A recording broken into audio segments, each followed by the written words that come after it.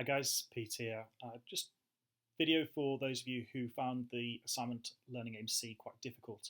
And what I want to do is go through what you were provided with just so that you're quite clear on what it is that you need to add.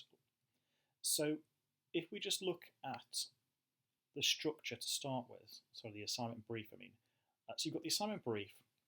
This tells you what it is that you're actually doing. So you've secured a work placement at a sports organisation. That sports organisation is with us, the Robbins Foundation.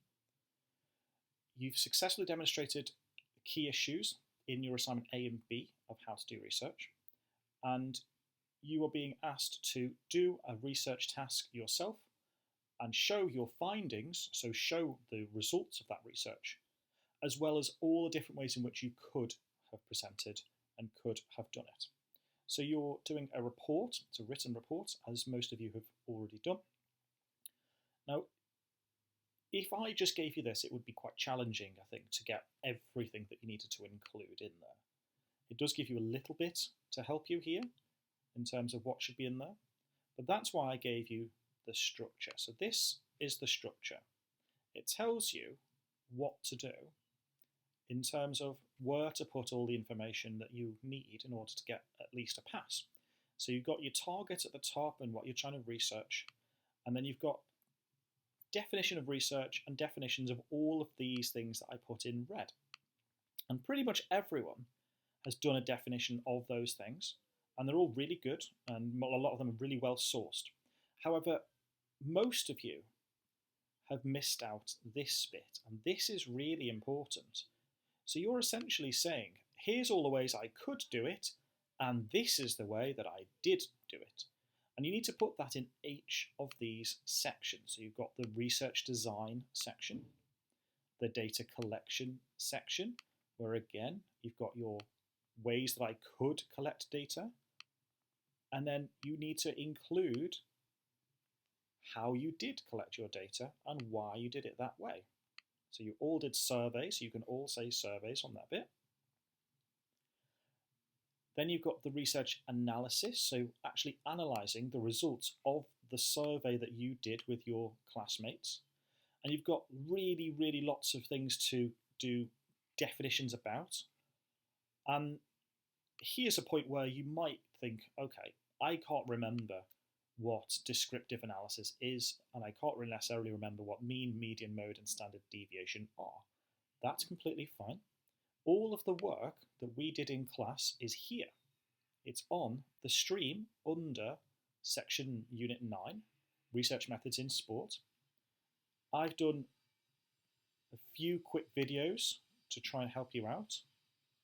Specific video here about the final section, if you are stuck on that bit. And you scroll down to this. This is the PowerPoint we had in class that tells you the definitions. Here's another PowerPoint that Charlotte wrote that's actually probably a little bit clearer, and I think is a little bit easier to understand. So if we were to open that quickly, you can see all of the sections, all the definitions, all those things. And there's not enough detail in here. You need to do your own independent research, but if you're stuck on what things mean, this will be a good starting point for you. Once you have then, just go back to the structure. Once you have then gotten all of your ways in which you could analyse your data, you need to tell us how you did it. And you actually need to display your data in one of those forms. So you need to choose one of these ways in which you can display data and actually display data from the results that you got from your survey. I'd like to show you one other thing, which is, which is an example here from Kyle. Now Kyle has done really, really nice, fairly simple definitions. He's put in these numbers, 1 and 2, and he's got several more of them that he's going to use in his reference list at the end. And he's got nice, simple explanations of what all these things are. And I thought this was a really, really good piece of work from Kyle.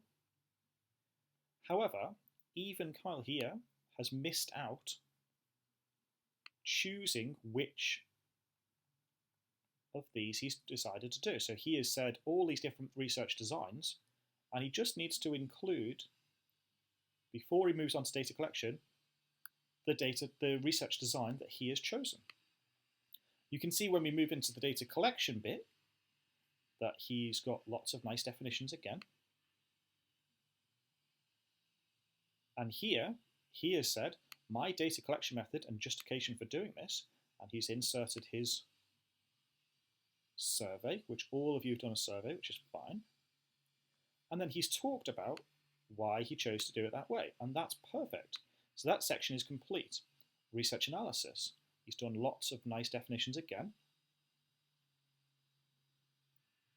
Lovely pictures, lots of good data and information.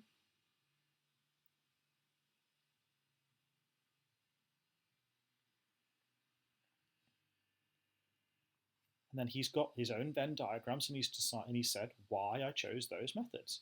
And that's perfect again, so that section is complete. So this is a really, really good assignment. Really strong, lovely use of references. And as soon as Kyle's added in that little bit in the first section, he will be done. So I'm hoping that that helps. That gives you a clear example. It gives you the sources of where you can get information to help you if you're still stuck on any part of it. And you've got the structure to make sure you don't miss anything out. Okay. I really hope that's helpful, guys, and that will get you to at least the pass that you need to achieve in order to complete the unit. Good luck with the rest of it. Bye.